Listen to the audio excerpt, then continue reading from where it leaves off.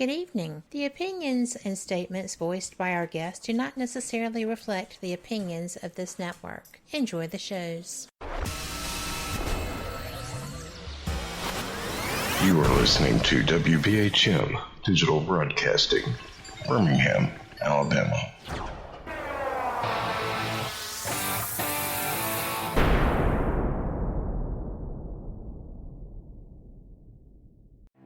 Headline edition, July 8, 1947. The Army Air Forces has announced that a flying disc has been found and is now in the possession of the Army. Army officers say the missile, found sometime last week, has been inspected at Roswell, New Mexico, and sent to Wright Field, Ohio, for further inspection. Now, historic films made in the spring of 1948 and just released show Eniwetok preparing for heavily guarded and still largely secret tests of new atomic weapons. The test's purpose is to measure atomic effects on thousands of different materials, 30,000 tons of them, not, as at Bikini, to prove military effectiveness.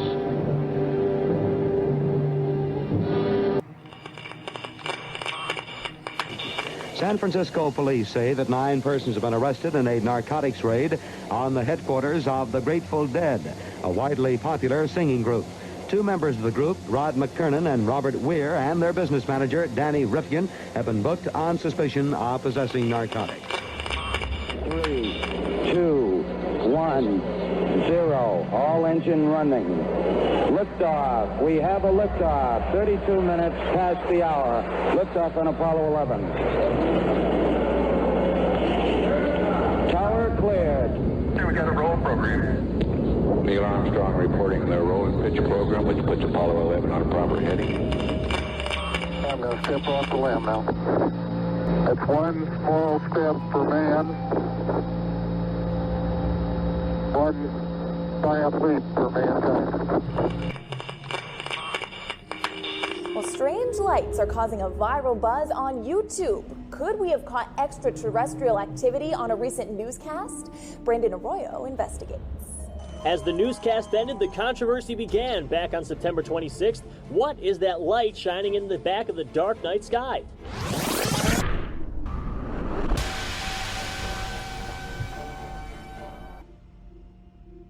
With coverage reaching all the way back to 1948, for over 70 years, Fate magazine has brought you reports of the strange and unknown, all of them true.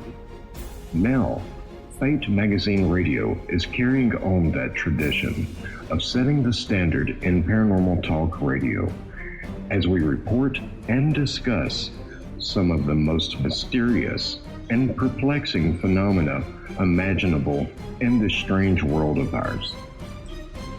Now, here is your host of Fate Magazine Radio, Kat Hobson.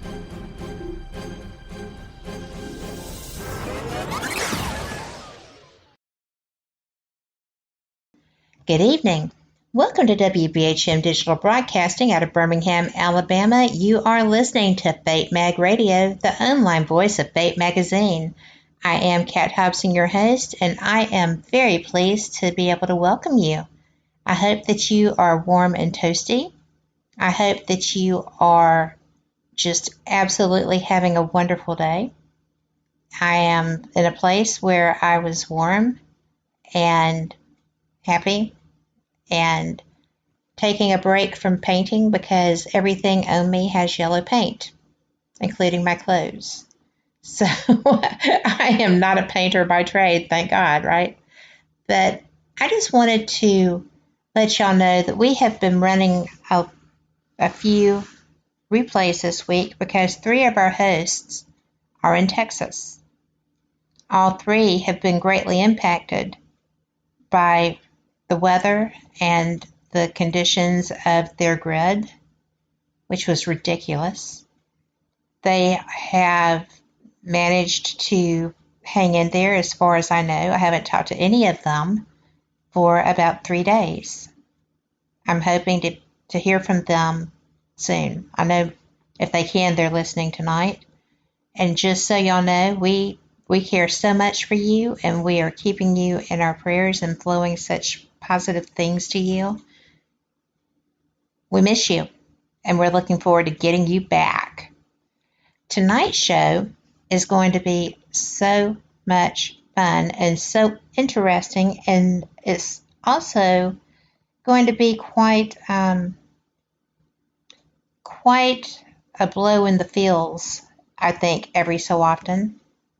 But that's okay, because we're going to be talking with Sylvia True, who is the author of Where Madness Lies. I apologize. It's a novel that's chronicling a family's mental health issues from Nazi Germany to current day America. It's fascinating, and it's true, because it's her family. It's not written as a historical tome of her family. It's written as an historical novel that touches on mental health issues. Sylvia also wrote an essay for Psychology Today, sharing a similarity or a connection between mental health and the paranormal. And Sylvia, you have no idea how pleased I am to welcome you to Fate Mag Radio. I'm very interested in your book, in your family history, in you, obviously. And before we leave this show tonight, I want to know what your passion is in the rainforests. Oh. So, because that struck me as something that there wasn't an explanation for what you were researching down there. But first, the books. So, thanks for being here. Thank you so much for having me. Well, I actually have listened to you on other shows. Your information was brilliant, and Gavin Davies, your publisher, had reached out to me, and I was like, oh, yes. I really would like to talk to her. So here we are. When you sat down to write this book, and this is not your first book, but this is the topic tonight, what on earth made you choose to be so open and honest? And I mean, I know you've told me you're an open book, but it's amazing. So that's a multi-layered question, yes. But it's a great question, which I'm sure I'll touch upon at different points as we speak, because so much of the theme of the book, even between the characters, is moving toward an openness in their relationship, which I'll talk about later. And that's also sort of been the theme of my life as well. And it really started for me, I think, when I went into a mental hospital as a patient when I was in my mid-20s. I had probably been depressed. I can say not even probably. I had been depressed for my entire life. And in my mid-20s, things were really getting worse. And I was having difficulty holding on. I was panicked all the time. I felt weak. I didn't know what was wrong with me. Everybody else could do things that I really couldn't do anymore. I couldn't drive. I would sweat if I was in the grocery store. It was just, life was overwhelmingly difficult. And, I felt like a failure. I felt weak, all the things that sort of go on with depression. And then I decided, because I didn't know what else to do, I thought, well, the cure for this will be to have a baby. Well, obviously, I mean, the baby was the most wonderful thing, but certainly not the cure. And so on top of my sort of long, regular depression, I don't know if that's the right word, I had a postpartum depression. And that landed me in a mental hospital. Here, I live outside of Boston, and there's a very famous hospital called McLean, where the woman who wrote Girl Interrupted was at that hospital as well. I don't know if you've ever heard of that book. But anyway, when I landed there, the psychiatrists, the first thing they normally ask, or one of the first things is, is there any history of mental illness in your family? And I was like, absolutely not. I'm the only weak link. I'm the black sheep, or whatever the hell I thought I was. And, my mother and my grandmother were so terrified that I was in the hospital. They couldn't even speak to me initially.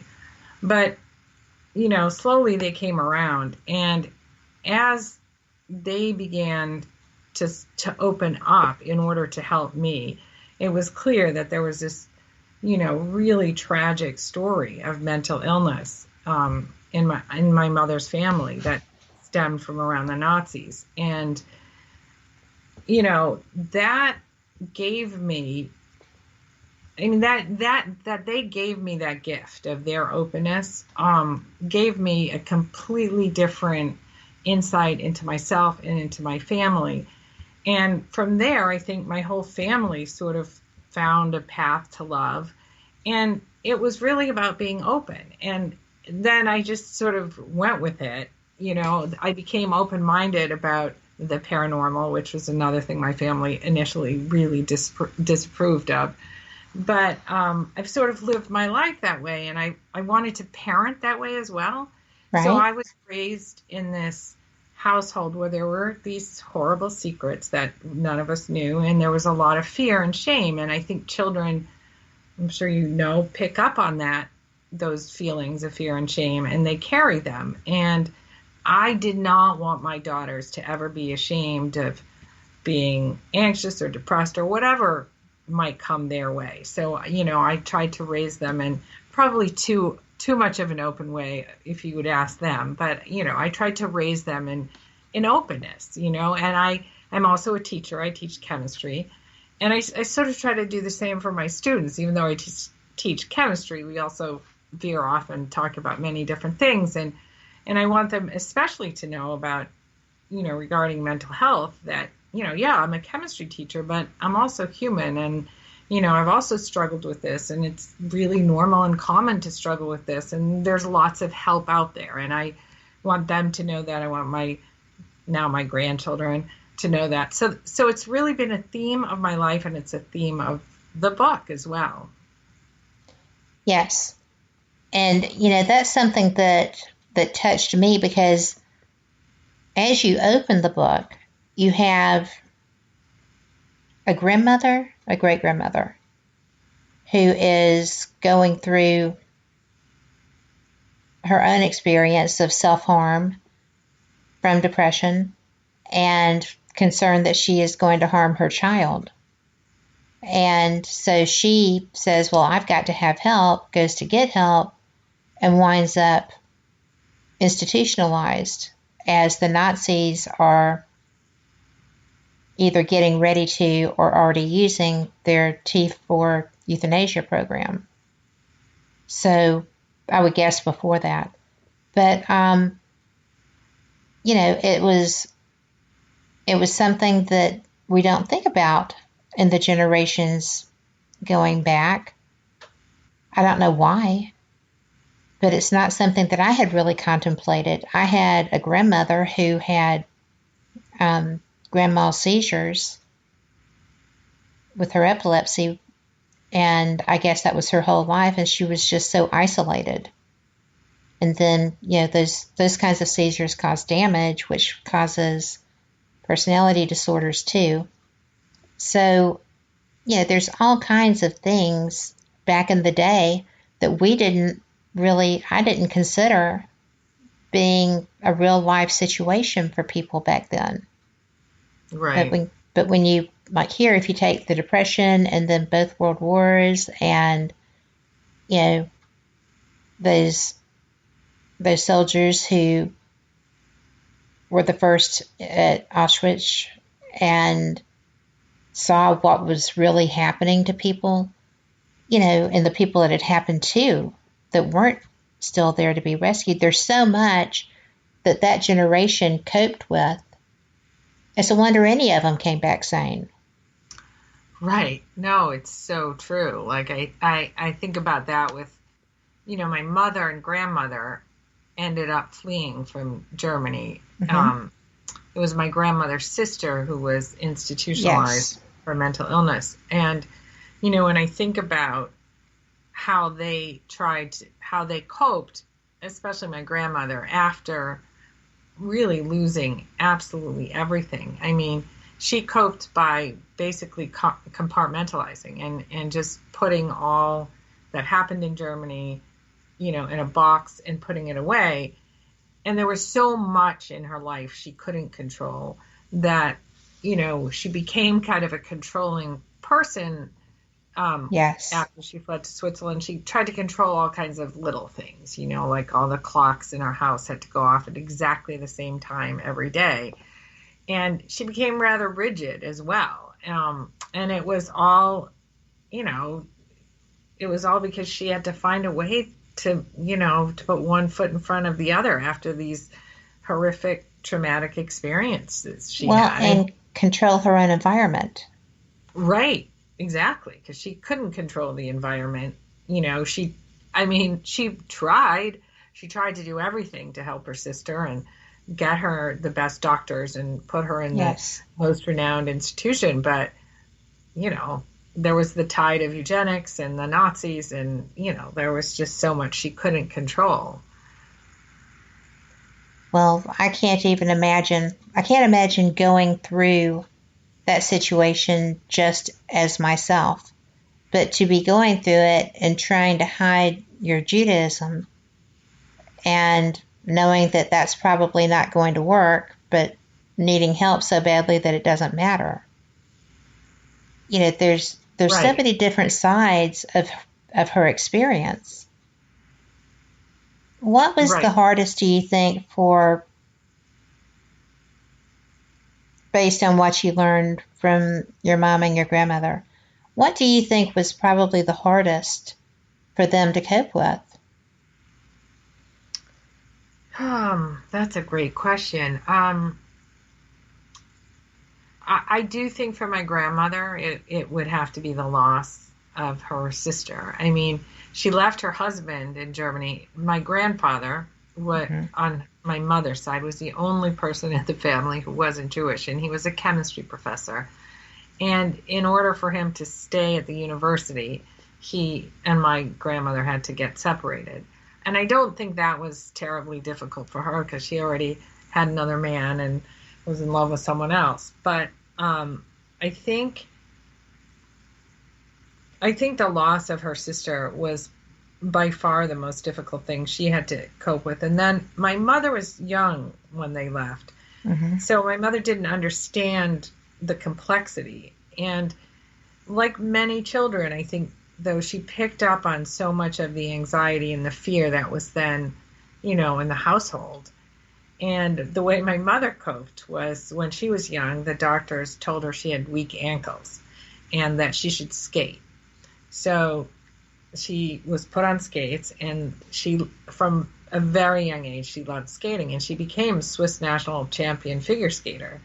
And I think she took them to heart. Yeah, she did. But I think the physical activity for her was so important. I mean, I think that helped her tremendously.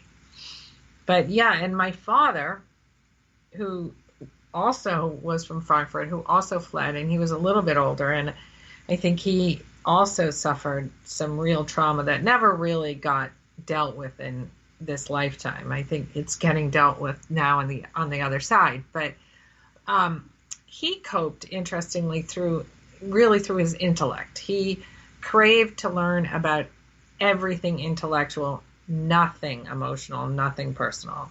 And he became a well-known theoretical nuclear physicist. And, he just lost himself in books and learning, and that's, we all find different ways to cope. So it's really interesting, when you look back at different personalities, how they manage to get through. Well, it always is, right? Because one way or another, you have to find a method to survive, or, it's moot. Right. So, well, we are up to our first break already, and we're going to go and take it, and we will be back right after this. This is already fascinating, Sylvia. I can't believe I've got you for a whole 2 hours. We're going to have so much fun. But Thank you. We will be right back. Y'all be sure to come back too.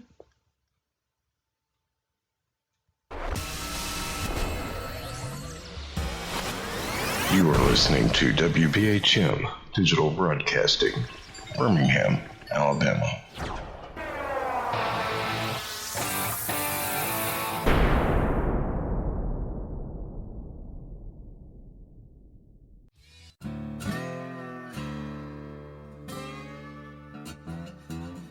Oh, come on. I'm Southern, but...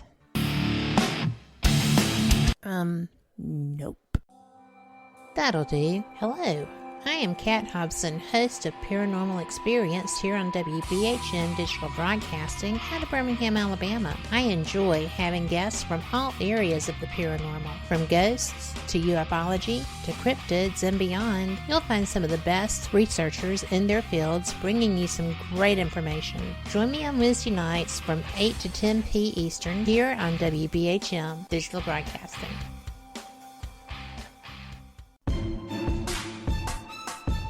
You are listening to WBHM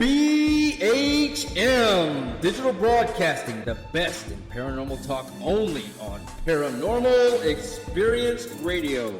Broadcasting live out of Birmingham, Alabama. Since 1948, Fate Magazine has brought you reports of the strange and unknown, all of them true.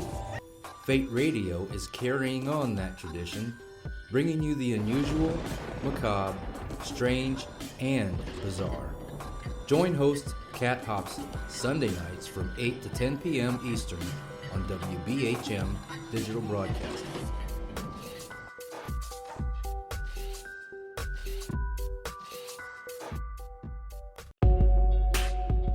You are listening to WBHM Digital Broadcasting, the best in paranormal talk, only on Paranormal Experience Radio, broadcasting live out of Birmingham, Alabama.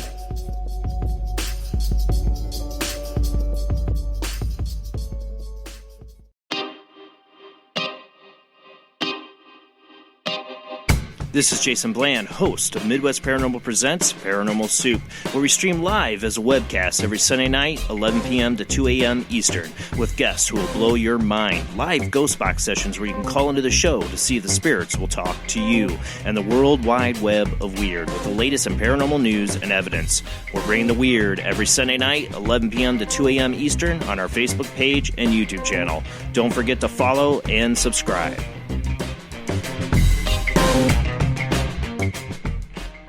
Thank you for listening to WBHM Digital Broadcasting out of Birmingham, Alabama. The time is 23 minutes after the hour. Welcome back to Fate Mag Radio, the online voice of Fate Magazine, and I am Kat Hobson, your host. I have to tell you that I am very excited about my guest tonight because her recent book, the Where Madness Lies, is brilliant. It is, she doesn't share it really, but it is a saga of her family's dealings with mental health issues from Nazi Germany to current day. And it's just brilliantly written. The love, care, fear, and concern through it is great. And I think that probably one of my favorite things that was shared to me by your publisher is a review that said that your novel is a voyage into the madness of madness, tracing the Nazi seduction of Germany into the moral catastrophe of racial hygiene. And it shows not only how the eugenics of race hygiene threaten the family held hostage by its cruelty, but how echoes of that struggle resonate years later in the safety of post-war America. I just think that says it all, really. And yet, here I have you to tell me and my listeners why. I can't believe that people actually fell for this stuff. And the Nazis were not prone to just wooing people, were they?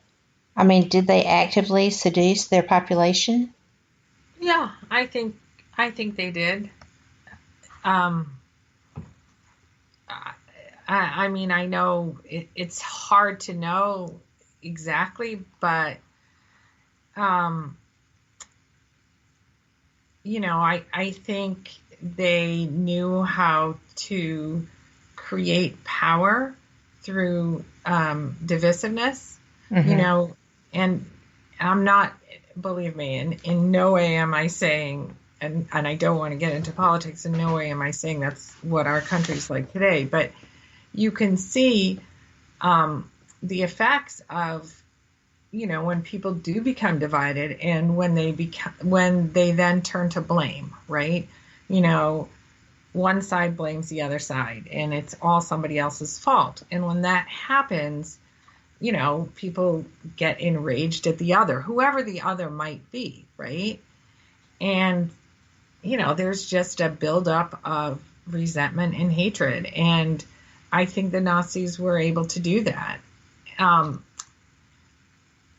think in my book in particular, it's really tracing back to some of the eugenics and how that came to be and how that affected the mentally ill, which also then affected, the Jews and Gypsies and other people who were persecuted. Yes.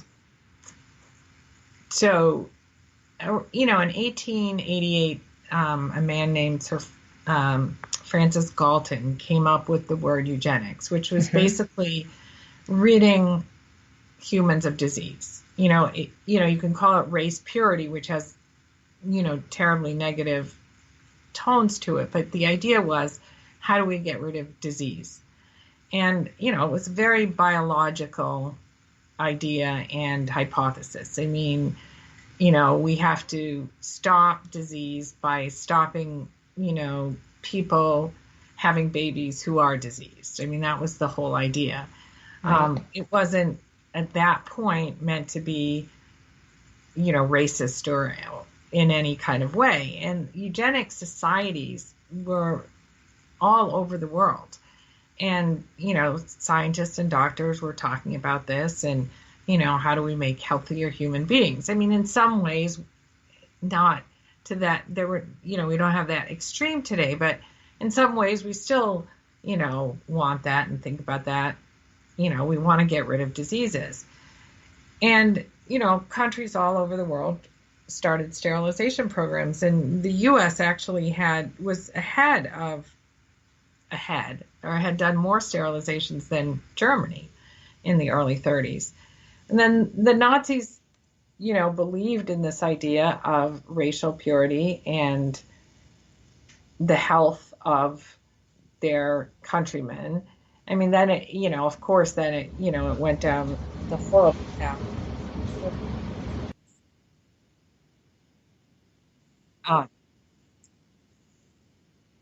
Yeah, I am. Did you hear? Was that a noise? Actually, I believe it may be a furnace. I'm not sure. Oh, okay. But it's not anything tragic or scary. Okay. We're still good on our connection. I was like, are we doing a paranormal thing now? That would be cool. No, but those do tend to show up sometimes where I am, so that's not out of the realm of possibility. But okay, good. This isn't. Anyway. Eugenics was popular everywhere, but in Nazi Germany, they had their first sterilization law in 1933, and basically anyone who was considered feeble-minded, which could be a whole host of things, any mental illness, congenital deafness and blindness, even alcoholism, those people were sterilized. And the Nazis sterilized between 1934 and 39 over 400,000 people. And then, they took it a step further and they began their euthanasia program. And that's basically my grandmother's sister being who she was diagnosed first with melancholia and later on with schizophrenia. Schizophrenia was sort of an overused diagnosis at that point, and I think it was a way for the government to say, well, if you have schizophrenia, you're definitely, not fit to live, basically. And so, my grandmother tried to find cures and help her sister, but, sadly, they didn't have the knowledge of the medicine at that time. So, it didn't go so well in Germany for them at that point. Anyway, so that's sort of the eugenics part of the book, which is extremely interesting. And then what happened to my family and what happened to a number of families, they were very afraid. They became very, very frightened of mental illness because mental illness was associated with sterilization and death. And, above all, the family had to be fine and perfect and healthy. And, you had to pretend if you weren't. And I was considered a quote unquote oversensitive child. And I was always told I had to pull up my socks and, not be sulky. And, it was difficult because I always felt weak and I didn't know why. I just assumed I wasn't made of the same fabric as my siblings or my mother, so when I ended up in a mental hospital, it was terrifying for my mother and grandmother. I mean, they equated that with death. And yes, that had to be absolutely a freak out moment for both of them. Right. But you were not terrified of that. Was I terrified? I wasn't terrified of that because I didn't know what they were terrified of. Yes. I was terrified. I was so ashamed, I think, more than anything. It was shame, that I was weak and that I was the only one in the family that had ever been this way. And of course, it turns out I wasn't the only one. And there were these, dark family secrets. And I mean, all families keep secrets of different kinds, right? And I think secrets can cause, their own path of trauma in a way, because, we're all, we're not all pretending, but I think a lot of families, whether they're trying to hide alcoholism or what have you, are, they keep secrets, and those secrets. Yes, I would agree with that. They cause some really negative effects, especially on children, because I think children know when there's something going on and they can sense when, wait, this isn't really the way it is, and they feel that anxiety and that fear, and, that causes them either, in my case, like for me, it caused depression, and with other people, it causes children to act out in other ways. Well, anxiety because they feel that the tension in the home is caused by them somehow. There's all kinds of things that if you are young and you're not privy to the adult conversations per se, then if there's something wrong, children tend to take it on themselves. But they're not given another explanation for that. Right. And I mean, I just thought of something. I remember when my grandfather on my father's side, we had moved to this country. We had moved to Chicago when I was around 5.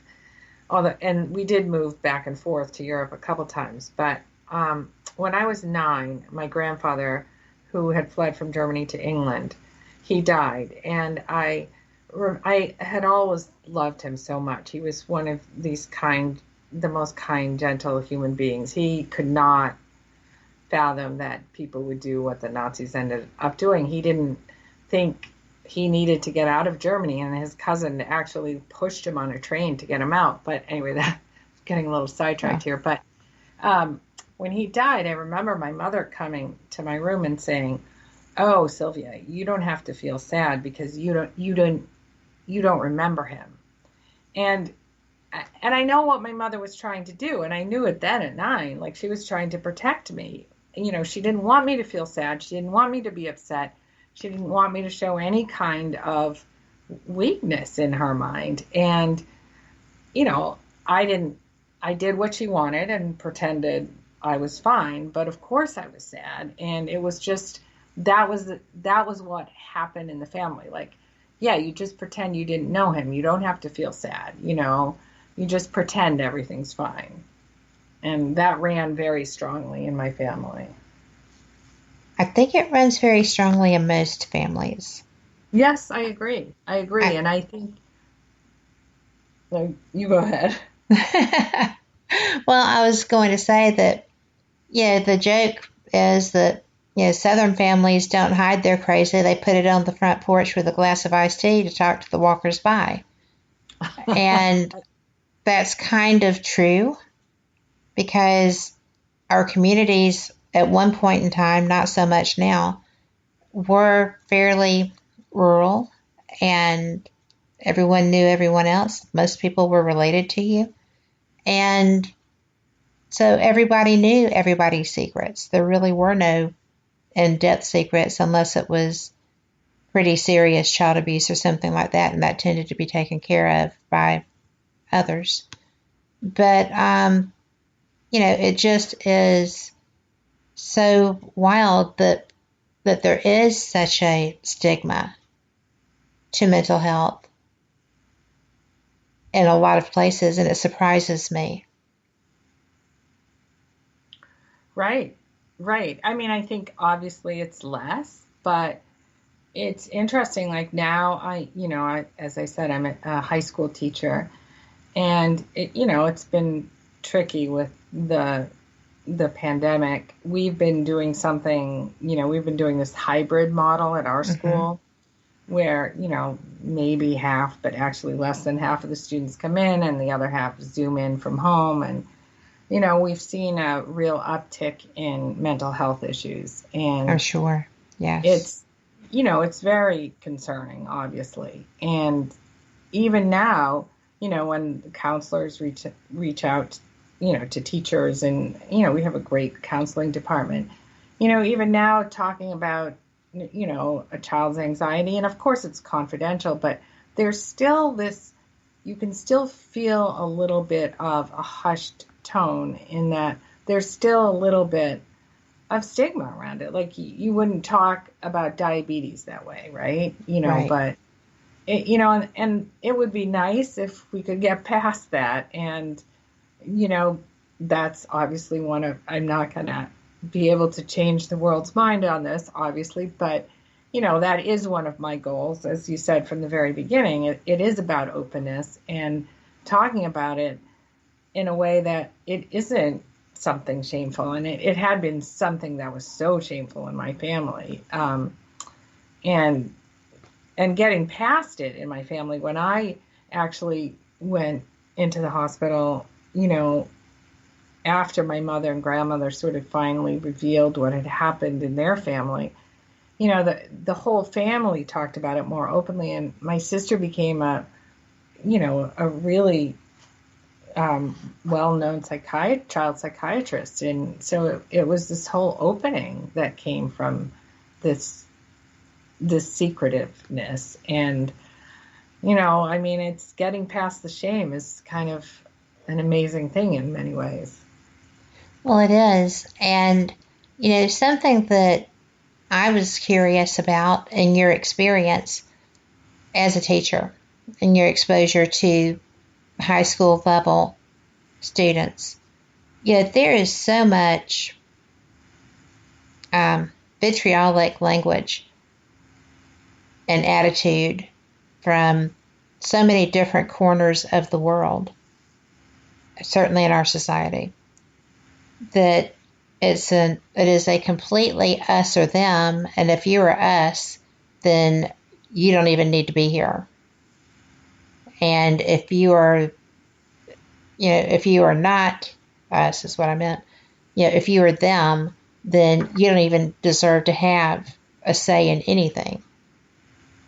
The whole cancel culture is pretty tough, and as I remember it, high school age is tough enough without having to worry about somebody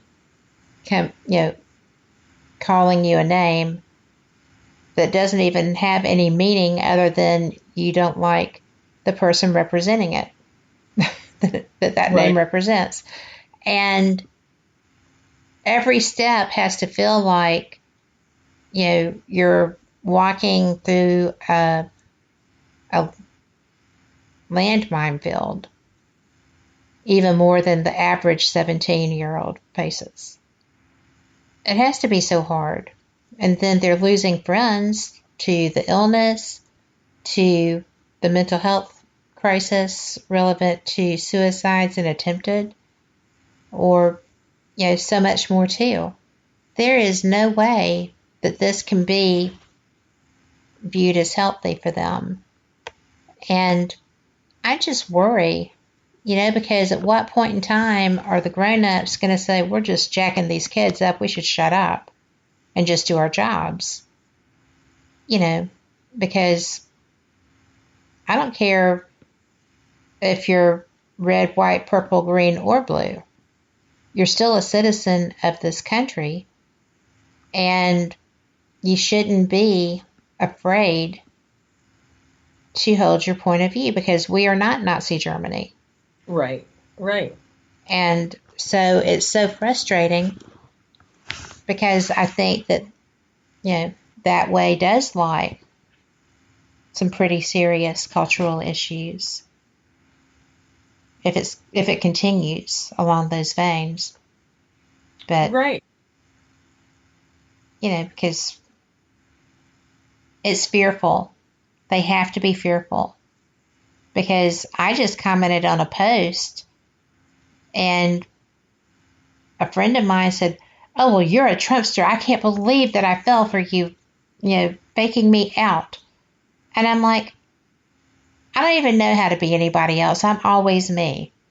Right. So, and all it was just, I'm a libertarian. I like keeping my own money, except to take care of people that genuinely need taken care of here. Right. And, that makes me a terrible person in an awful lot of people's books.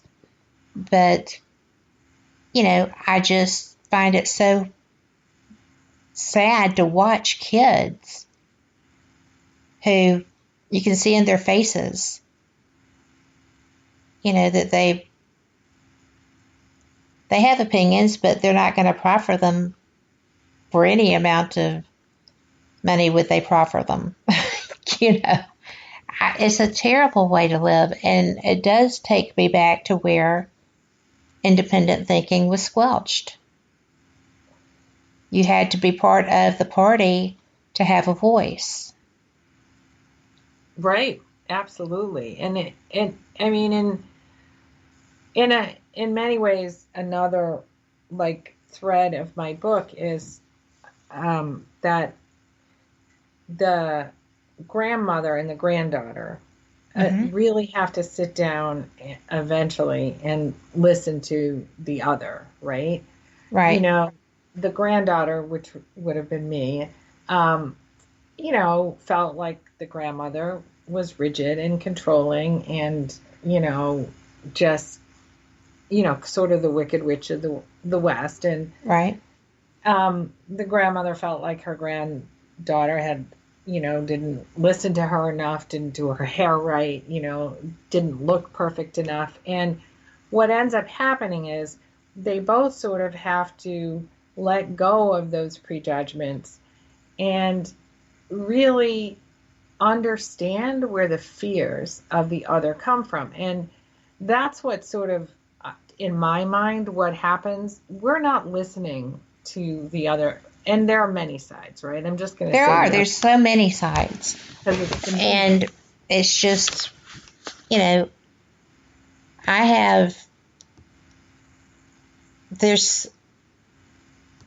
got the Green Party, you've got the Libertarian Party. You have so much more than just two sides here. You have different emotions and different, it's like religion. There's so many. Right. And they're not all that different from each other. Right. Oh my gosh, we have to take a break. Okay. I'm so sorry. But this is a short one, and we will get right back to this.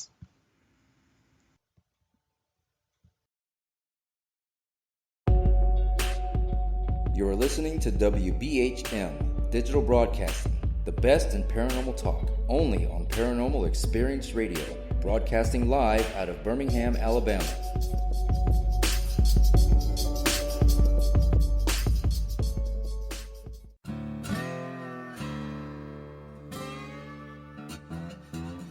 Oh, come on. I'm Southern, but... nope. That'll do. Hello. I am Kat Hobson, host of Paranormal Experience here on WBHM Digital Broadcasting out of Birmingham, Alabama. I enjoy having guests from all areas of the paranormal, from ghosts to ufology to cryptids and beyond. You'll find some of the best researchers in their fields bringing you some great information. Join me on Wednesday nights from 8 to 10 p. Eastern here on WBHM Digital Broadcasting. Since 1948, Fate magazine has brought you reports of the strange and unknown, all of them true.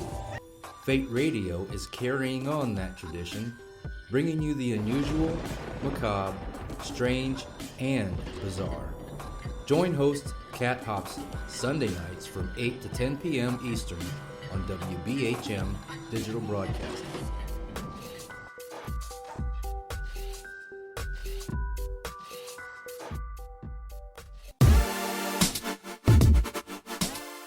Listening to WBHM Digital Broadcasting, the best in paranormal talk, only on Paranormal Experienced Radio, broadcasting live out of Birmingham, Alabama.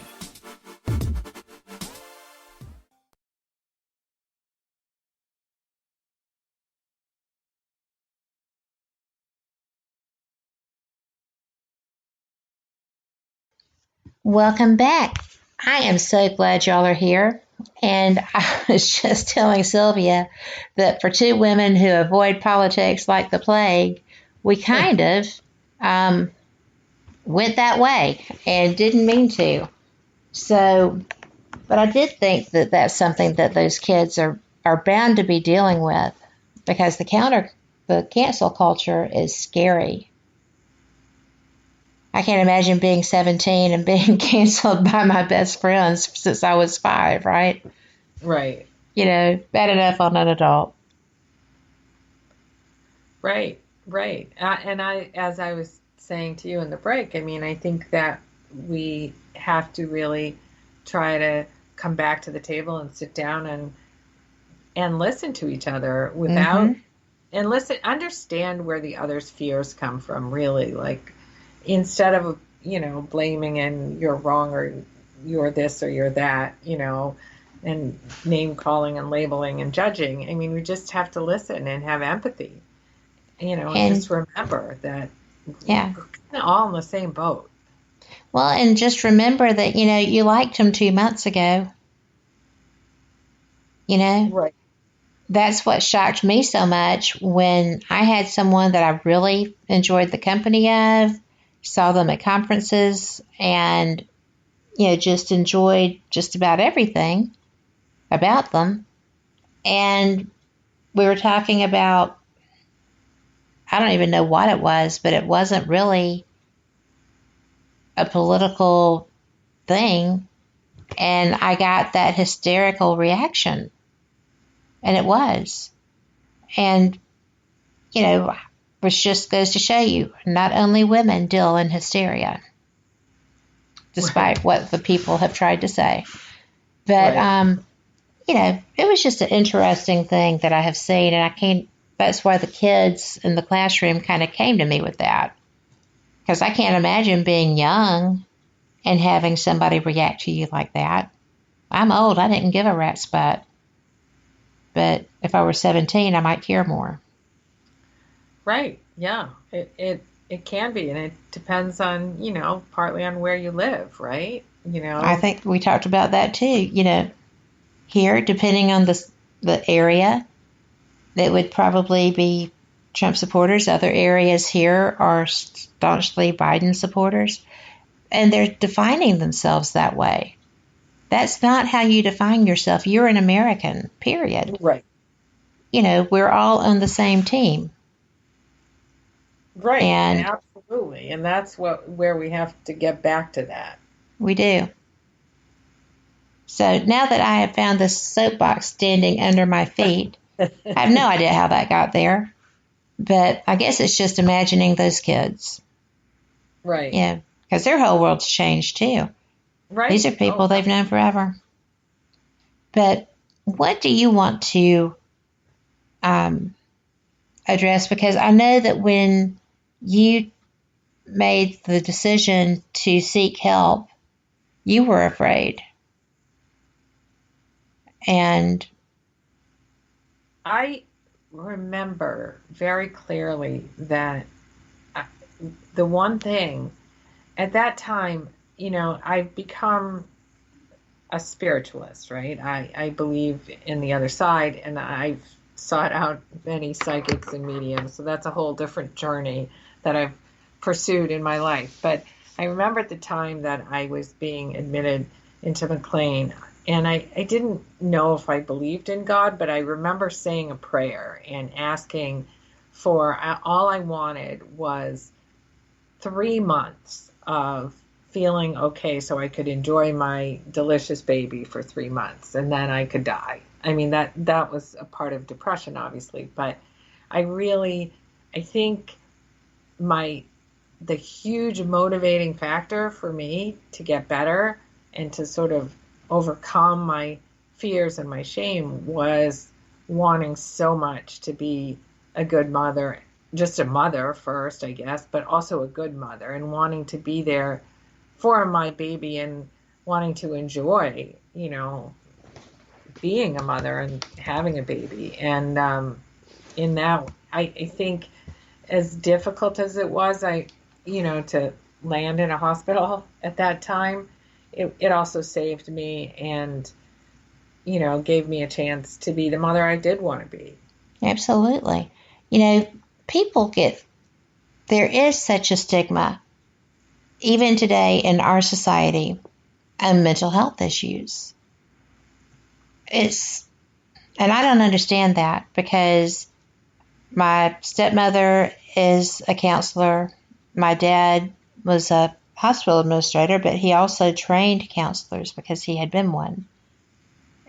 It's just so unnecessary to judge someone who is already judging themselves so harshly.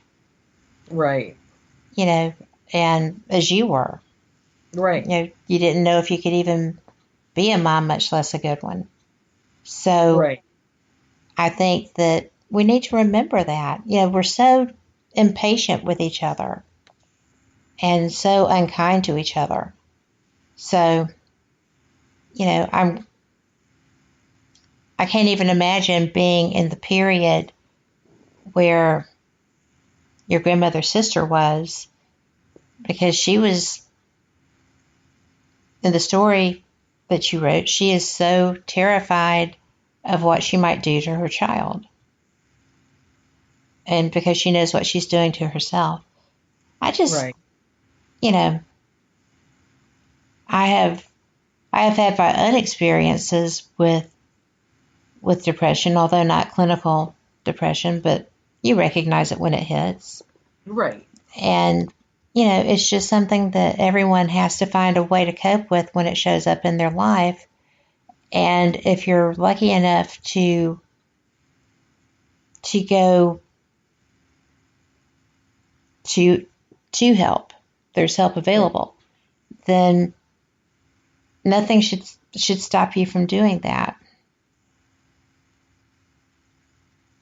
Right. And and that's so important. I remember when my oldest daughter, Erica, she was 14 when she started showing signs of depression, and, you know, pretty typical. I mean, she was also a difficult teenager in many ways, but, you know, I immediately sought help.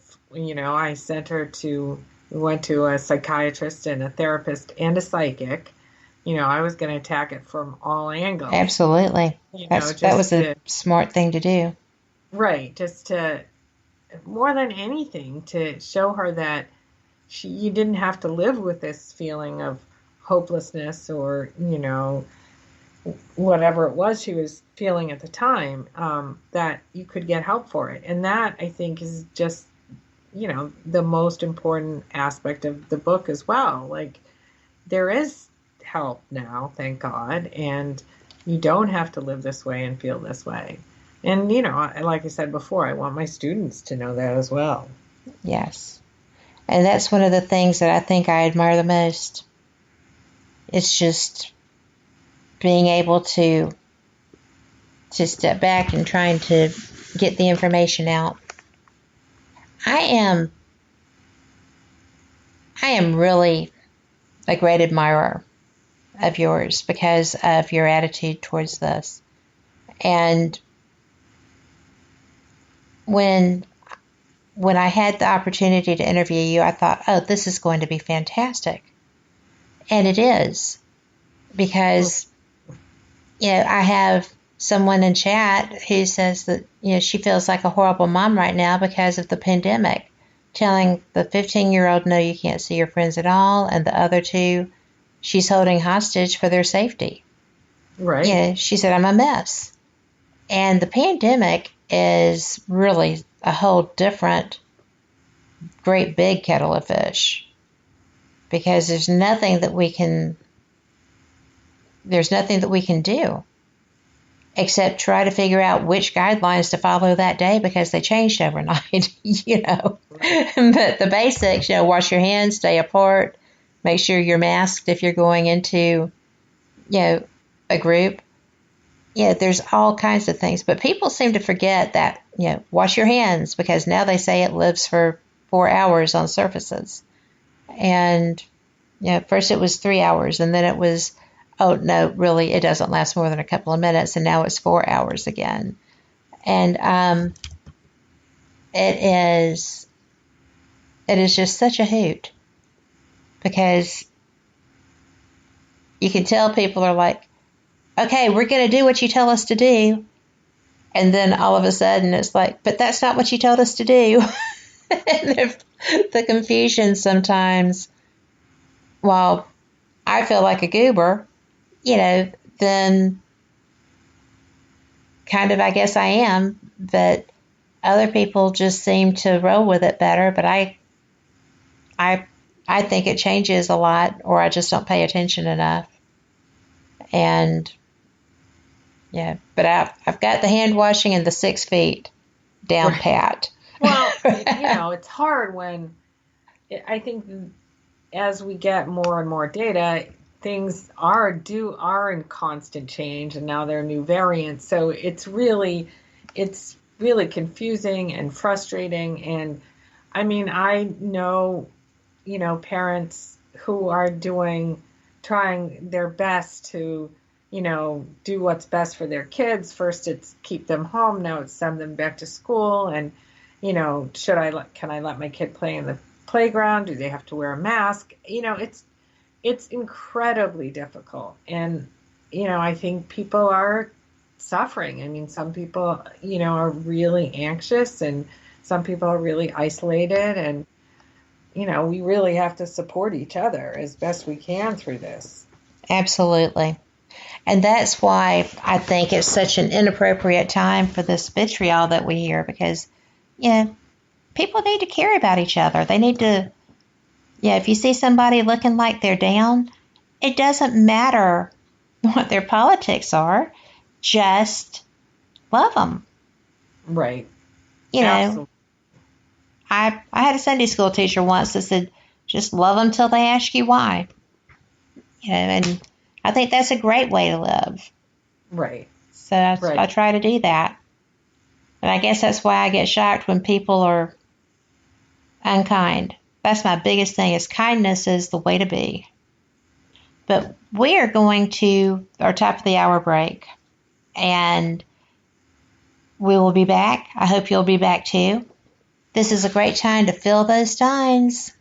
Just enjoy the news. You know, I know y'all are used to me saying it, but I'm ever hopeful that we're going to have good news. So, positive news. So, check it out. We'll see if we get it, and we'll see you on the flip side. Support for NPR comes from Sattva, the comfort company. Sattva luxury mattresses are sold online and priced at about 50% less than mattress stores. Visit sattva.com/NPR today and save an additional $225. Live from NPR News, I'm Janine Herbst. After many Texans got huge electric bills after last week's winter storm, Texas Governor Greg Abbott today says the Texas Utilities Commission, for now, will stop sending out bills, and there will be a moratorium on disconnects for non-payment. Meanwhile, as Texas thaws out, the state's water utilities are slowly coming back online. But as Texas Public Radio's Jerry Clayton reports, millions are still without regular water service. Portions of major Texas cities, including Dallas, Houston, and San Antonio, have restored some water service, yet millions of people across the state are still under boil water notifications. Many of those are expected to be rescinded early this week. In San Antonio, as of Sunday afternoon, more than 90% of water service had been restored, but about half the city was still under a boil water notice. Municipalities, in many cases, are waiting for the Texas Commission on Environmental Quality to test water supplies. City and county governments, along with many nonprofit organizations, continue to hand out water to residents across the state. I'm Jerry Clayton in San Antonio. President Biden's nearly $2 trillion coronavirus relief package goes before Congress this week. As NPR's Barbara Sprunt reports, Democrats hope to include a minimum wage increase to $15 an hour. Democratic Congresswoman Pramila Jayapal told CNN she believes the fight to increase the minimum wage is a fight worth having. If we're going to be real about tackling racial inequity, economic inequity, then we are going to have to raise the minimum wage. President Biden has said he supports the measure, but is doubtful it can be passed through the Senate reconciliation process that only needs 51 votes. Progressives argue the measure would affect the federal budget and therefore falls within the rules of reconciliation.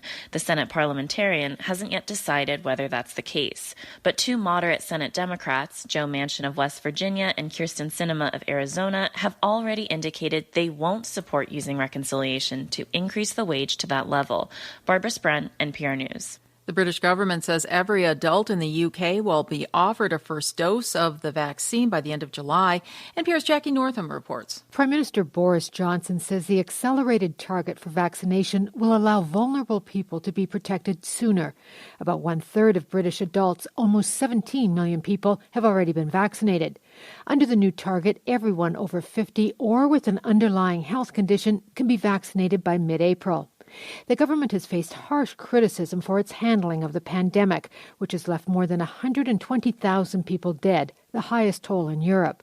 A new variant earlier this year forced the UK's third lockdown, and Johnson is under pressure to reopen schools and businesses to help the economy, which has been battered by the pandemic.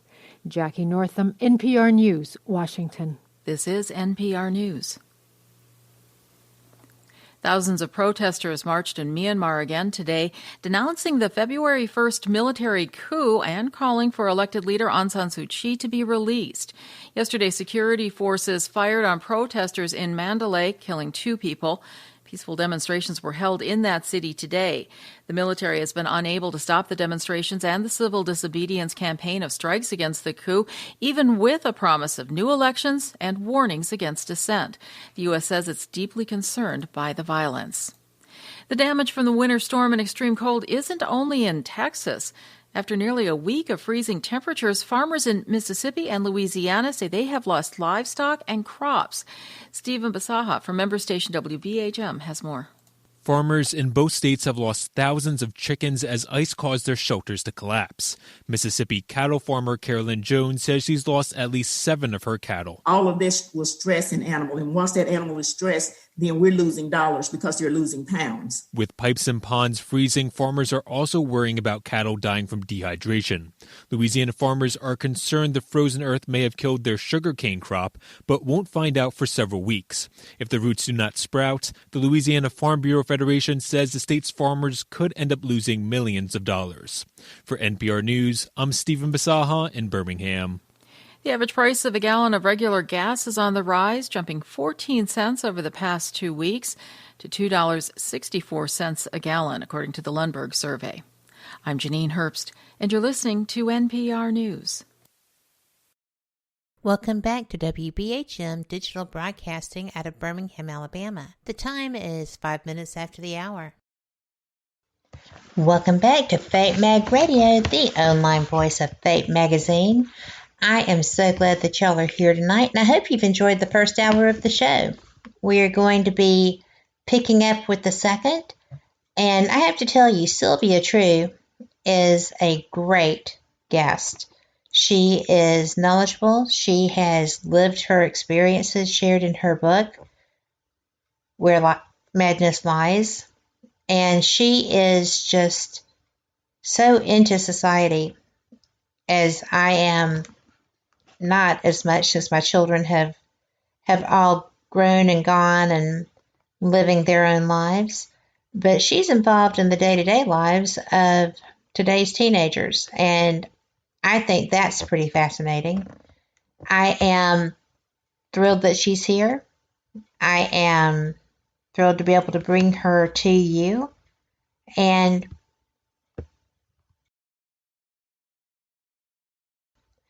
I am just really, really excited to be able to welcome her back for the second hour of Fate Mag Radio. Sylvia, I have, like I said, I've heard you on other shows. I've admired your work. I think that you're pretty neat. And we left off, we talked for way too long about the situation in America right now and how people have just lost, like the kindness gene somewhere. It's in there. It'll come back out. But what do you think is truly your favorite aspect of Where Madness Lies? Is it the sharing of your family? Is it the acknowledgement that these things happened and people have come through them? Your own personal achievement in doing that too? I don't know if that's an achievement, but it is a survival skill, so that's pretty awesome. Thank you. That's a great question. I don't know. I'm going to have to say that for me, the most important aspect is the relationship building. That's whether I'm watching a show or reading a book, it can be fiction or nonfiction. I am most always interested in the relationships and what's making them work, and sometimes more interestingly, what's making them not work, and how people, how you can heal a relationship, or how marriages break up. And no, I'm not just talking about marriage, but any kind of understood. Yeah. That's what fascinates me. And I think that's what, I don't know. I have a number of writer friends, but I do think that's a pretty common thread with writers. I mean, that's what we're interested in. We're interested in the characters and the choices they make, and how those affect their relationships. And of course, you need a story as well. But it's really, I think if the book is driven by the characters and by their relationships, to me, that's a much more interesting thread. Well, I would agree, because, people read to have the experience shared in the book, but if they don't connect to the characters, then the book isn't going to hold their interest at all. Right. And I think that that's just spot on. And you did a good job of that. Oh, thank you. Well, I had nothing to do with it. It was all you. I kid, but genuinely, I do share that opinion, and I am a voracious reader.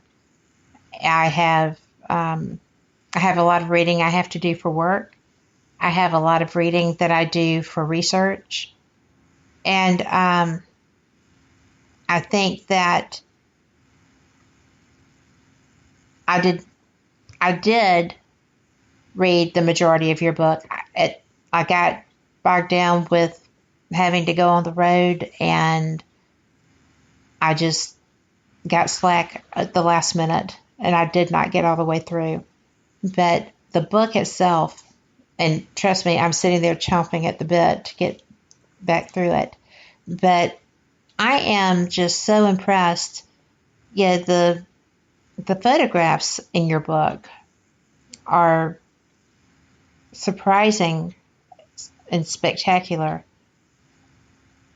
because they tell your story. And the fact that you still had those came out too, it's just a beautiful thing. So what was your purpose? Was that just to help the reader build the relationship with your characters?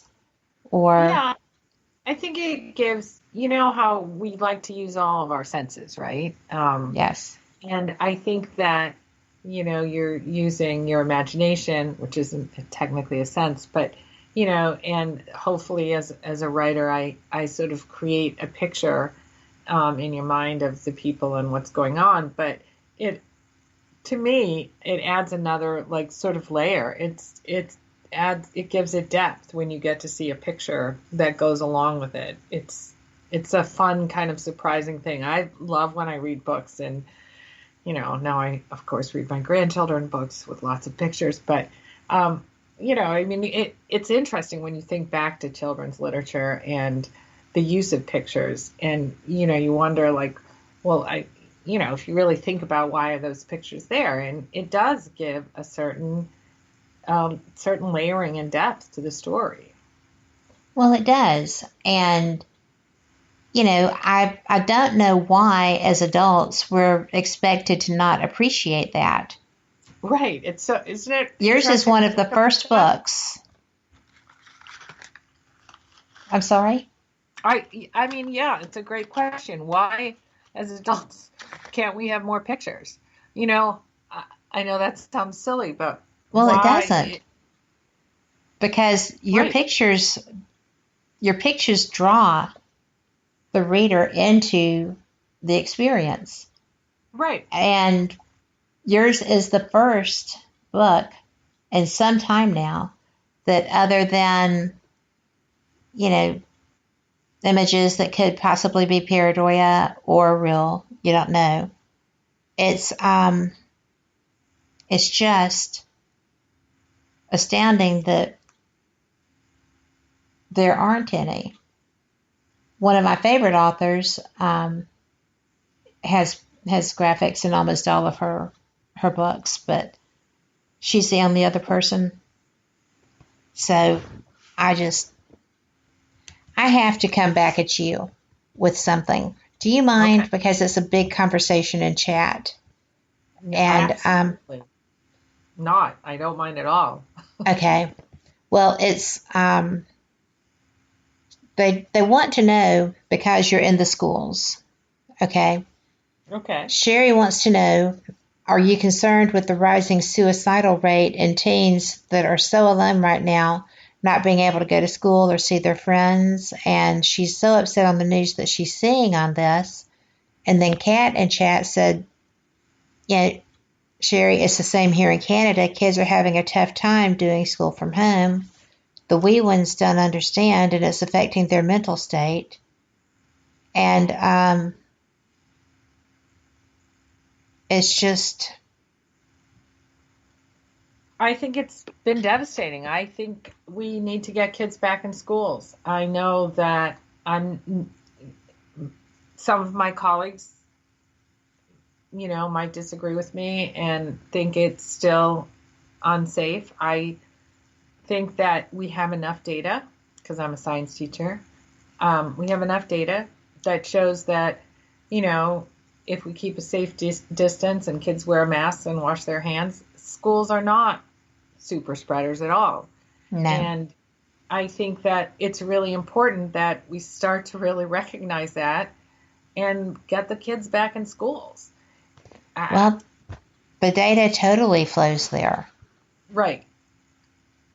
Because I think that some of the effects are devastating. I think it's, whether it's true across the world. I mean, kids are not doing well academically, and obviously many are not doing well emotionally. I mean, I have students who, their parents are wanting them to stay at home, which I understand, but they're checking out. I mean, they're not continuing to do their work. They're not engaged in the same way. It's really difficult, and it's so crazily hard on the little kids. Yes. They can't be sitting in front of a computer for 6 hours and be expected to, learn the way they learned before. And I know here, at least in Massachusetts, a number of school districts are at least putting the, say the K through third graders in full time, which is a start. Yes. Thank God. I mean, we need that. And I'd like to see, I think I said earlier, I teach it's a hybrid model. So theoretically, it was supposed to be, say 50% come on Monday, the other 50% come on Tuesday, right? Every other day. But what's happened here, and I don't know, how true that is in other states, is more and more kids are just choosing to stay, high school kids are just choosing to stay home. So some days I have literally maybe 2 kids in a class and all the rest are, on the Zoom call. And it's harder for them to engage, and many of them don't want to put their cameras on. So that makes it even more difficult. And absolutely. We can beg and cajole and whatever, but some of them just won't do it. So, and I get it. They're teenagers. They're hypersensitive about how they look on camera. It's difficult.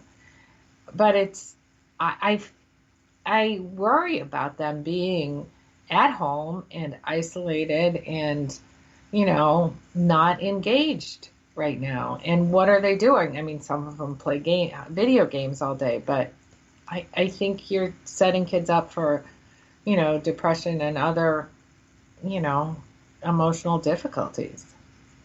Well, the statistics don't lie just as much as the data doesn't lie.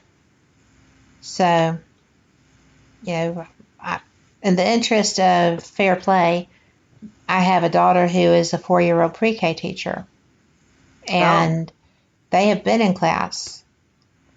They were doing some distance learning, and they have since gone into the classroom because the data says it's safe. I mean, and if you ever want to be exposed to every germ on the face of the planet, right, teach pre-K. Right. Right. I mean, it is, because she has become very adept at making sure that they don't consider her, a pseudo mom and stuff. She is Mrs. Teacher. So, it's working. It is working. I have a 6-year-old grandson with a late birthday who is in kindergarten. And they tried the distance learning and they are now back in the classroom. So, they're doing it here. And they're doing it in private schools across the country. Right. And it's working. Right. So, I'm with you. I think they should be back in the classroom too. It's very frustrating to see people not following the data. Yeah, I get it. I get that people are frightened, but, I think if, we've been holding school in some form or another since, out here, at least in September. And, that's not that the kids haven't, I mean, the kids might be getting it and they might be asymptomatic, but there just haven't been any super spreader events in the schools.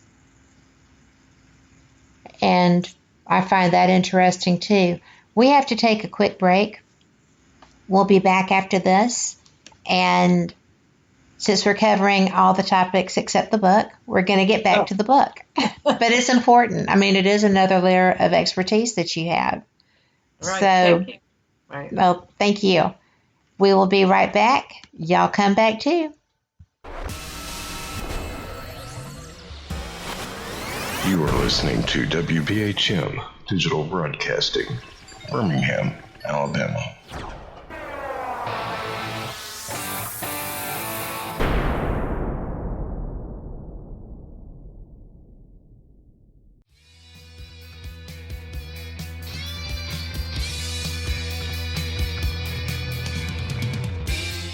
Paratalk Radio is your one-stop for all things paranormal, the unknown, and the supernatural. Join us every Monday night at 8 p.m. Eastern, 7 p.m. Central for discussions and guests on topics such as ghosts, hauntings, Bigfoot, UFOs, and more.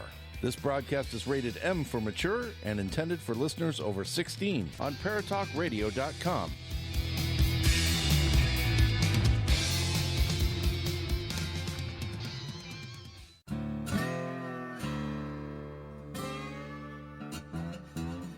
Oh, come on. I'm Southern, but... Nope. That'll do. Hello. I am Kat Hobson, host of Paranormal Experience here on WBHM Digital Broadcasting out of Birmingham, Alabama. I enjoy having guests from all areas of the paranormal, from ghosts to ufology to cryptids and beyond. You'll find some of the best researchers in their fields bringing you some great information. Join me on Wednesday nights from 8 to 10 p. Eastern here on WBHM Digital Broadcasting. Since 1948, Fate magazine has brought you reports of the strange and unknown, all of them true. Fate Radio is carrying on that tradition, bringing you the unusual, macabre, strange, and bizarre. Join host Kat Hobson Sunday nights from 8 to 10 p.m. Eastern on WBHM Digital Broadcasting.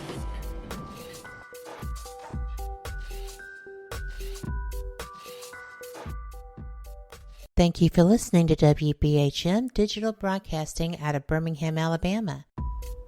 Since 1948, Fate magazine has brought you reports of the strange and unknown, all of them true. Fate Radio is carrying on that tradition, bringing you the unusual, macabre, strange, and bizarre. Join host Kat Hobson Sunday nights from 8 to 10 p.m. Eastern on WBHM Digital Broadcasting.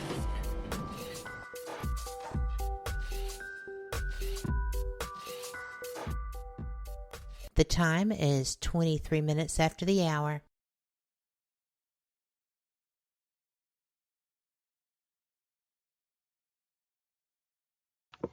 We are back. Thank you so much for staying with us. And,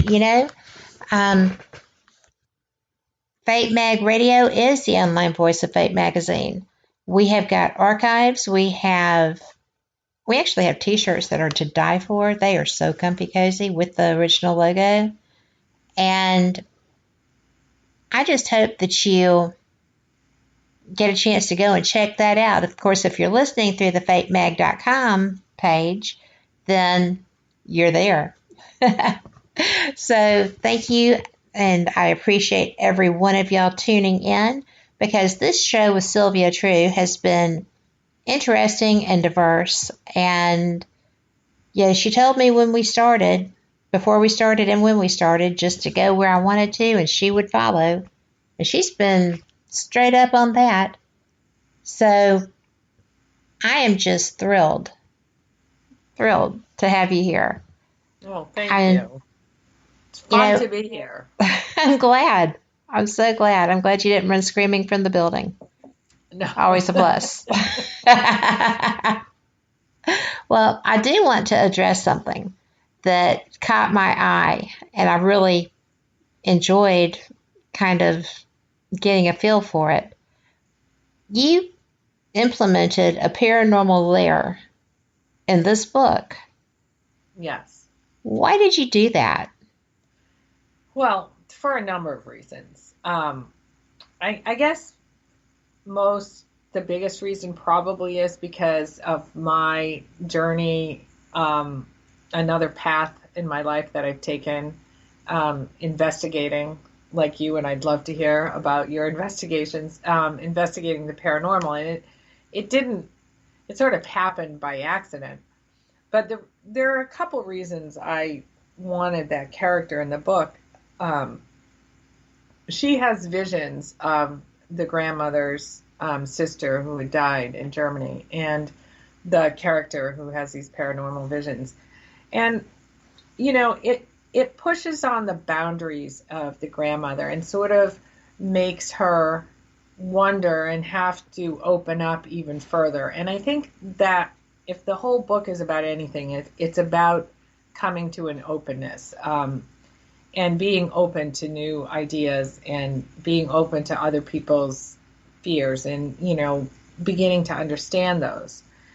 And this character, Cece, she was sent to the hospital because she had lived in a group home and there was a fire in the group home because she was psychic. And she told everybody and warned everybody about the fire. And then because she knew about it, they accused her of setting it, and she ended up in a mental hospital. And I think, obviously there are so many different reasons people end up in a mental hospital, but, there are people who hear things and have visions that might be from the other side, and very well could be, that are thought of as crazy. And I think for me, it's also important to push on that a little, because I have such a strong belief in it, and I have done so much investigating and studying and, going from one psychic to medium to another. And my daughter calls me the medium hunter.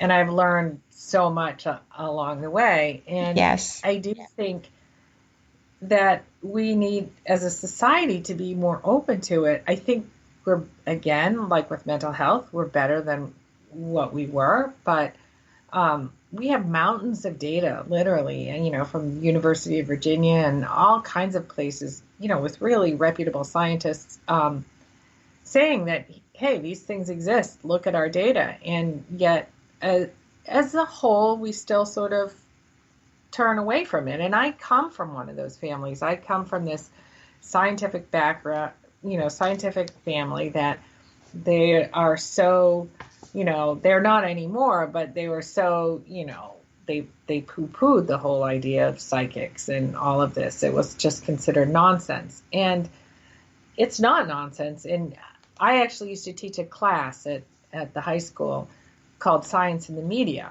And the idea behind the class was that you didn't learn from a textbook. You learned from, reading articles or, watching a documentary, whatever. And we always ended up in the class, we always ended up in the paranormal somehow. And I remember asking the students if they'd ever had any kind of paranormal experiences. And it always started, nobody really wanted to share anything. And it didn't have to be their experience. It could be somebody they knew who had one. And as it turns out, everybody always had a story to share. It could be their neighbor, saw something, heard something, whatever. And, when we started talking about it and they started opening up, it was clear that, these things are going on around them and they're curious, but they also have a sense of, shame about it. Like they're not supposed to talk about these things, or it's not real science. And, I leaned heavily on the University of Virginia and some of their work because it is real science and it is absolutely fascinating. And I've loved that part of my life and how I ended up here, with all the knowledge I've ended up with through the years. And it also ties in, it really did start after I also got out from McLean. again, it began to open up my mind. And one of my favorite sayings is, only a closed mind is certain. And ooh, that's good. I met somebody after I was in McLean, and he told me his mother was psychic, and then I didn't believe in it. I was like, oh, that's nonsense and rubbish and whatever. And then he told me a couple more stories, and I was like, oh, I'm kind of curious. And it's all about curiosity, really, life, for me. Oh, it is. And so I went to see his mother, who read regular cards, not tarot cards. And I was blown away by some of the things she knew that certainly my friend didn't know, that there was no way she could have known. And it's funny, because then I was like, okay, well, maybe I believe in psychics. I ended up seeing her every week for 30 years. Oh, wow. I guess so. Yeah, no, she was just a phenomenal influence in my life, and such an incredible guide and mentor. And I have so many fascinating stories. But, at first I was like, oh, I just believe psychics are real. Mediums aren't really real. But of course, then I began to understand, well, of course, mediums are also real. And, there are all these possibilities, and they're fascinating and, mystical and mysterious and just so interesting. So I've been on that journey for over 30 years now. That is so interesting, because with your parents, I know that you had to have like the most diverse childhood, with a man of science and an athlete, right? Right. It was diverse, right. And, I just think that is a great combination, because they're both strong people, but they're specifically stronger in different ways. Right. Different topics. Right. And I would have liked to have been a fly on the wall probably in some of your childhood discussions. Well, was your mom still competing when you were born? No, I was born in England, as all my siblings were, and she at that time was coaching still. And then she stopped when we came to this country. She stopped teaching skating and actually went to college in Chicago, because, and it's so interesting, because there's so much shame in and around the family in so many different ways. But she went to college because she was ashamed that she didn't have, the right education, right? And she ended up going to college, and then she ended up getting her master's from the University of Chicago. And the University of Chicago is, a really renowned institution. Mm-hmm. And as soon as she got that master's degree, she could not wait to go back to the rink and start coaching again. And then she could always say, well, I got my I got my master's. Got my degree. Mm-hmm. Chicago. And it's kind of interesting, and I guess sad in a way that, she had to, I'm sure she learned a lot, but that, she was motivated by shame. And when she had finally gotten the degree, she could go back to what she loved, which was always skating. That is sad. But at least she got to go back to what she loved. And absolutely. Near the end of her life, she ended up being a skating judge, which she really loved. Oh, I'll bet she did like that. Yeah. That would be, I can't think of anything much better than to be able to be a judge in something that you love. Right. Because you're getting to see the best of the best, and you're also getting to critique, but not hammer on them. Right. Right. I just think that's fantastic. But I just wondered that. I didn't know if she continued performing later. No, not competing. Well, I love that is something that she cared for so much. I am curious also, because Gavin sent me talking points and information about you and all the things that he has to do. Right. And actually, it's not has to do it, because I love learning about people. That's why I do what I do. I'm basically nosy. And no, just change the word. Just say curious. I am always curious. Right. And that is the most important thing we can be. Well, and I get to learn so much in my job because I host 2 different shows. So I get to talk to people from all kinds of walks of life. So I'm very blessed. I'm very fortunate, and I appreciate that. And I never disregard that. But in fact, I met Gavin when he was writing. He was on my show a few times, and when we were in, I was actually in New York one 4th of July week, and he is the only person that I've ever gotten to say, and live from New York. It is, yeah, and I did too. And he was just like, well, can you do that? I said, I just did. But it was interesting. But, I know that you wrote the essay for Psychology Today, and Gavin phrased it as an ambiguity between mental health and the paranormal, where does one start and the other end? And I'm interested because of what I do. And I think that when you start going, obviously you've had paranormal experiences because you investigate, and that's a real thing. What about the visions? Have you had visions? I think that for me, it's been more in dreams. That I've had visits in dreams, and that's just me personally. I think most of my experiences have come, well, many of them through the woman I was telling about. Her name is Sophie. Right.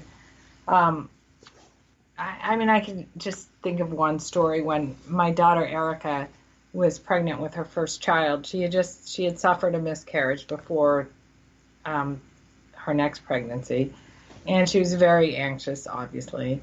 And she went to get an ultrasound. It happened to be on New Year's Eve. I was in Chicago with my father, and she was in Boston here, where we live.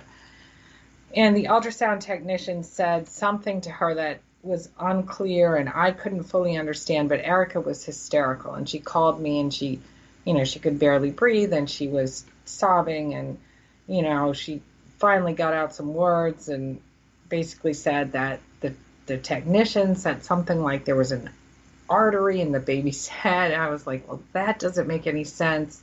And I was so concerned and worried, and I didn't know what to do. And I, got off the phone, and I could have called a number of doctors in my family, including a radiologist, but I called my psychic, Sophie.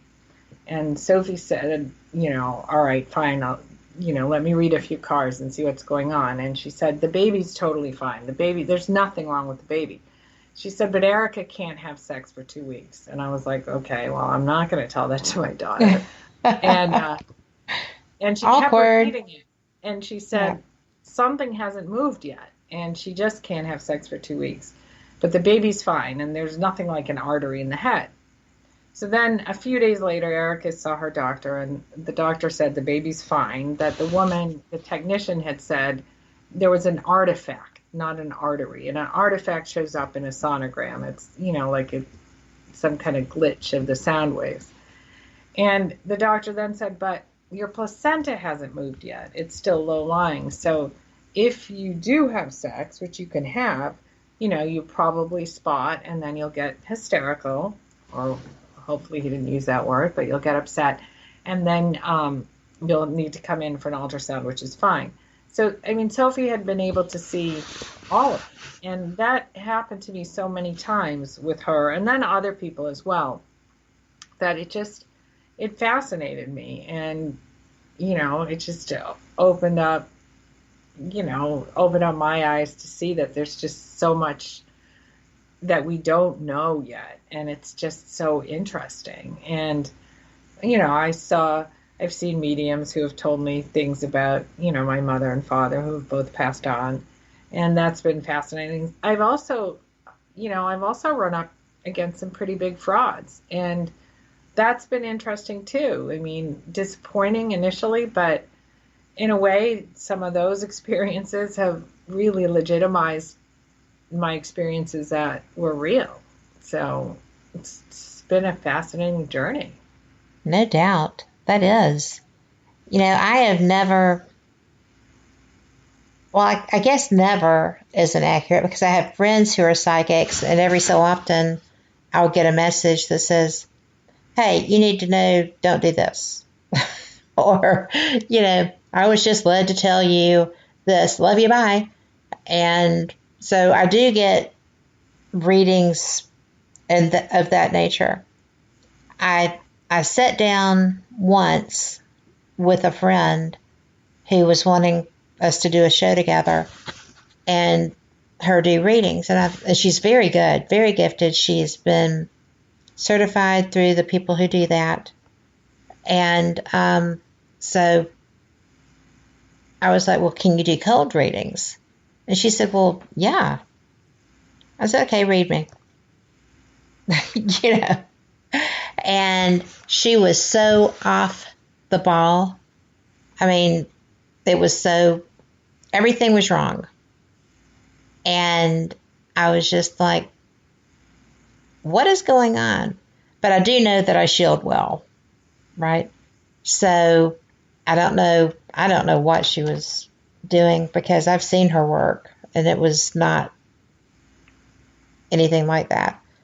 And so I have had a reading that was not up to snuff.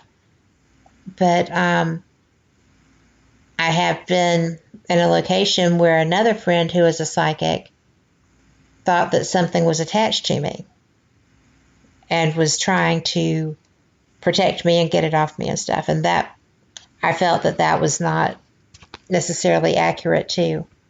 But I would like to have someone who is a genuine psychic do a reading for me. I've had guests who were psychics who have told me things, and one in particular was just so gracious and so nice and spot on. Right. And but I've watched somebody's purse while they got a reading, but that didn't really carry any weight. So, one of these days I'm going to actually go and get one. Because obviously when I read your books, it's obvious that this is something that matters to you. And that is very life-altering and very helping you be secure, too. We have to take our final break. And if you are in chat, or if you want to be in chat to ask your questions, go to WBHM-DB.com.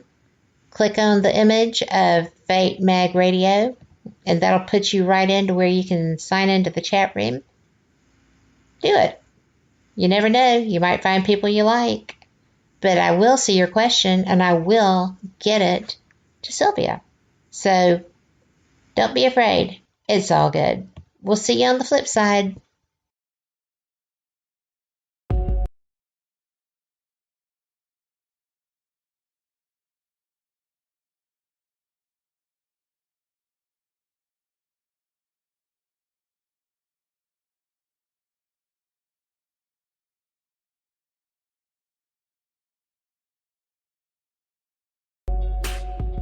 You're listening to WBHM Digital Broadcasting, the best in paranormal talk, only on Paranormal Experience Radio, broadcasting live out of Birmingham, Alabama.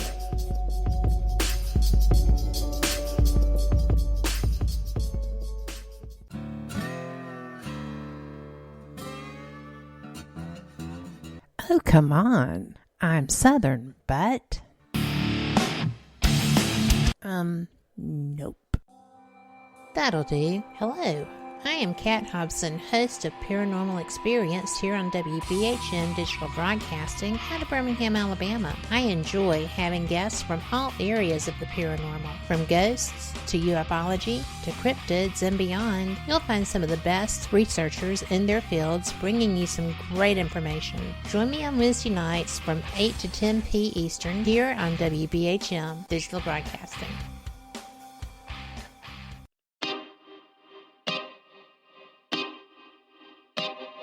This is Jason Bland, host of Midwest Paranormal Presents Paranormal Soup, where we stream live as a webcast every Sunday night, 11 p.m. to 2 a.m. Eastern, with guests who will blow your mind. Live ghost box sessions where you can call into the show to see if the spirits will talk to you, and the world wide web of weird with the latest in paranormal news and evidence. We're bringing the weird every Sunday night, 11 p.m. to 2 a.m. Eastern on our Facebook page and YouTube channel. Don't forget to follow and subscribe.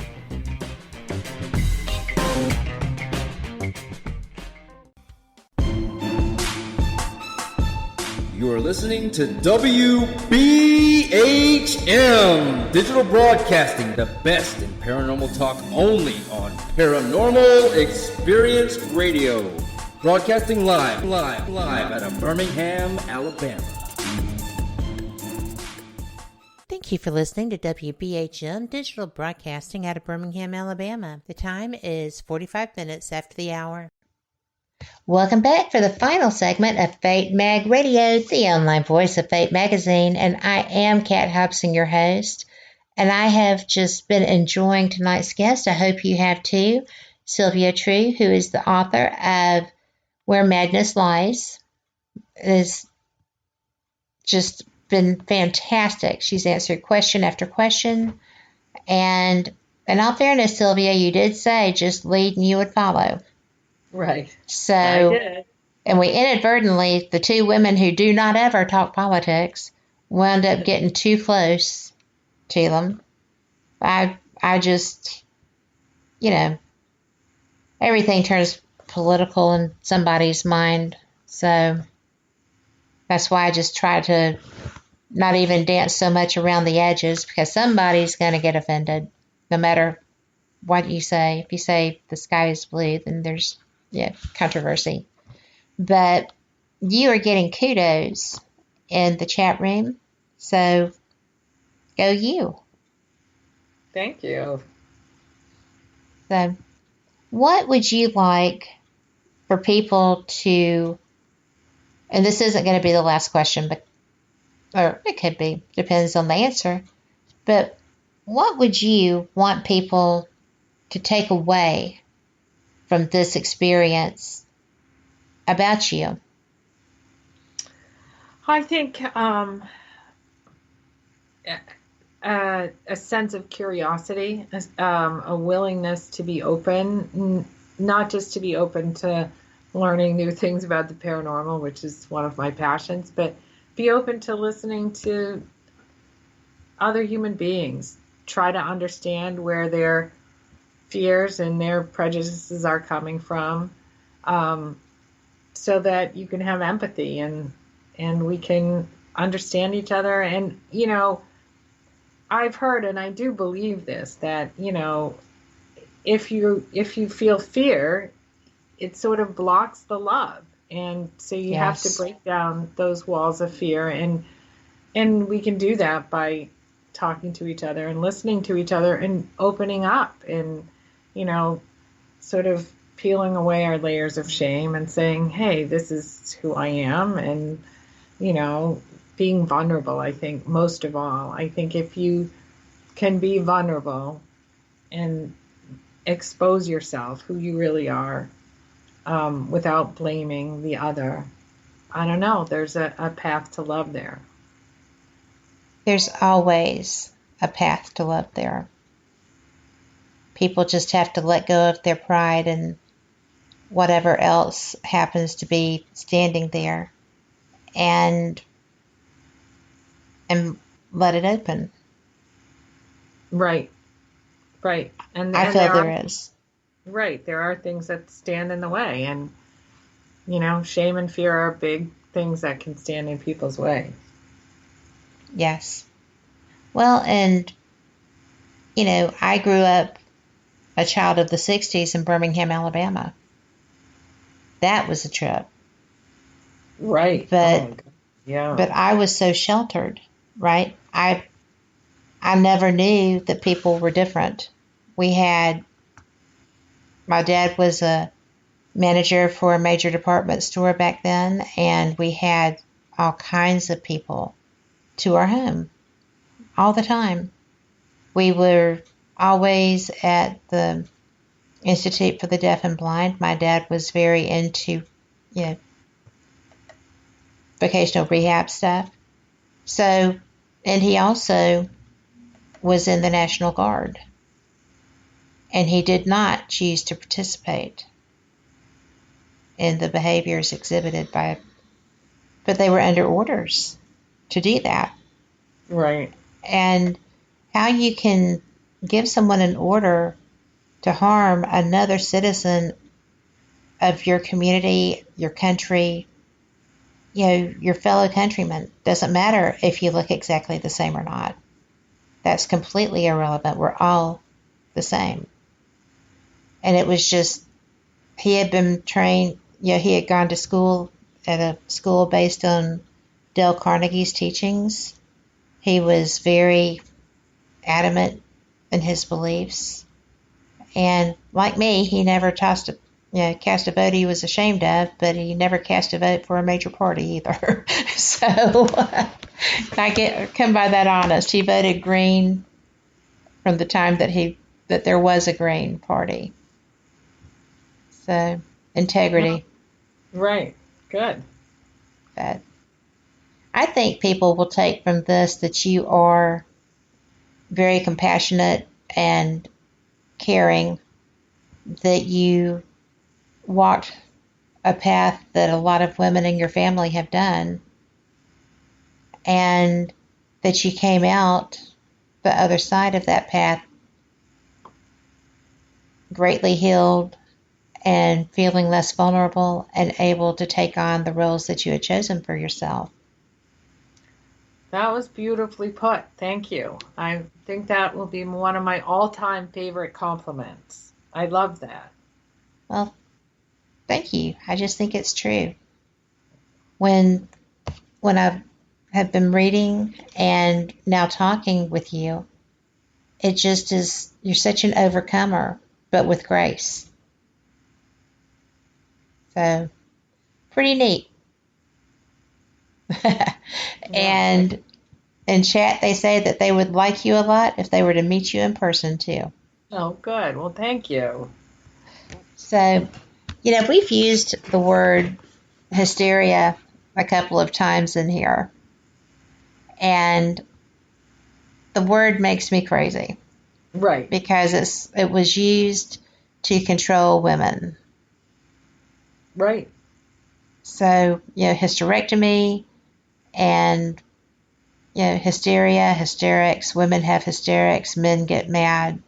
I mean, it's just like, usually if you think I'm having hysterics, I'm pretty mad at that point. It's not hysterics. So, that word has been tossed around since Grecian times. And I know that you have shared that conversation with others, but I think that has a lot to do with how women are perceived, and especially in mental health situations.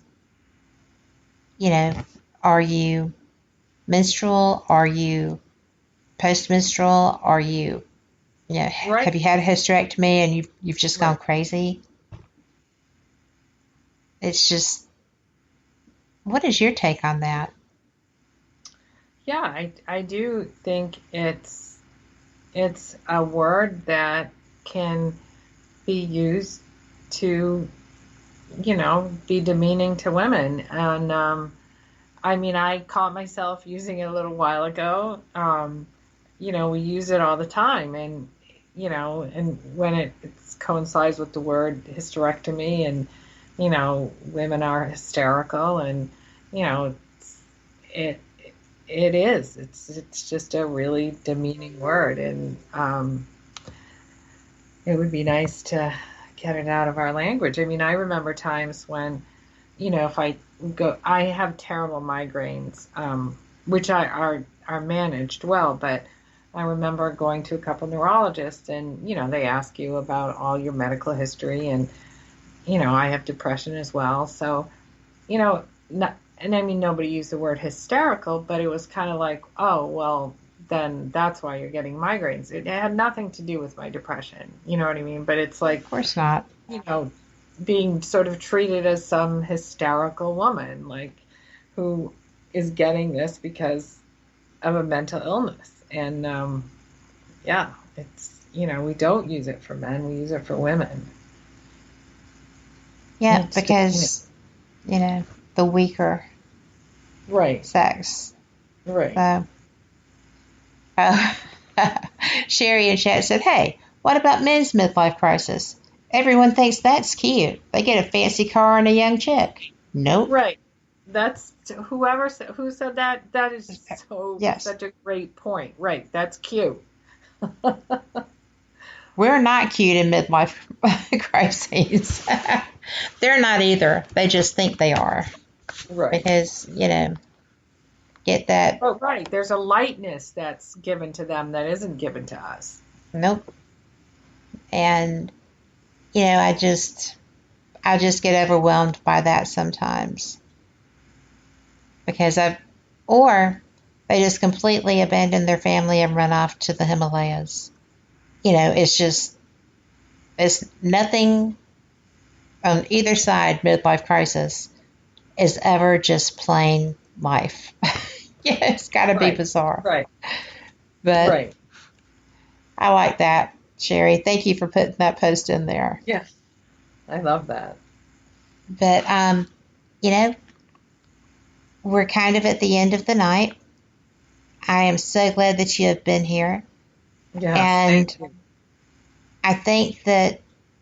I think that we covered a lot of ground, not all of it expected, and I appreciate that because you're so well versed in a lot of societal things, and your knowledge is pretty great, relevant to that too.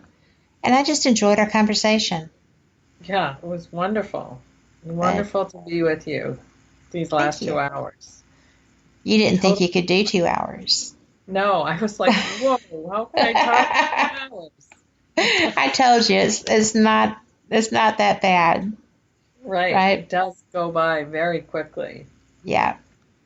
Well, for all of our listeners, and whether you're listening live or you're catching an archive on one of the gazillion places that we are distributed, thank you so much. Y'all are the reason we do these shows. Y'all are the reason that we find fabulous guests like this. And make no mistake, Sylvia True has been a fabulous guest. And I look forward to getting a chance to talk to you again, hopefully soon.